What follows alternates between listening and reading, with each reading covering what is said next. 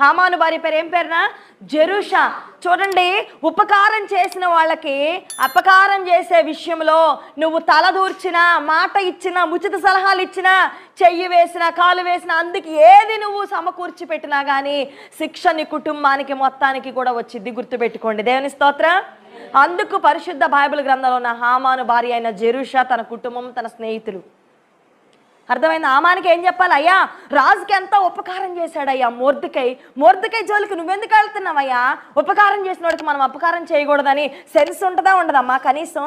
ఇప్పుడు మనం ఏం చెప్తాం? అయ్యా, ఫలానప్పుడు నువ్వు లేకపోతే నాకు ఎంతో మేలు చేశాడు, ఇదిగో నేను అక్కడికి వెళ్ళి రమ్మంటే వెళ్ళొచ్చాడు, ఇదిగో ఫలానా వాళ్ళు వచ్చి నన్ను అరుస్తుంటే వాళ్ళు వచ్చి ఎదురు నిలబడి, ఇదిగో వాళ్ళు చాలా మంచి వాళ్ళు అని నా పక్షాన్ని నిలబడి నాకు మేలు చేశారయ్యా అని మనమే చెప్తామే. ఎందుకు అర్థం కాదు ఆమెకి?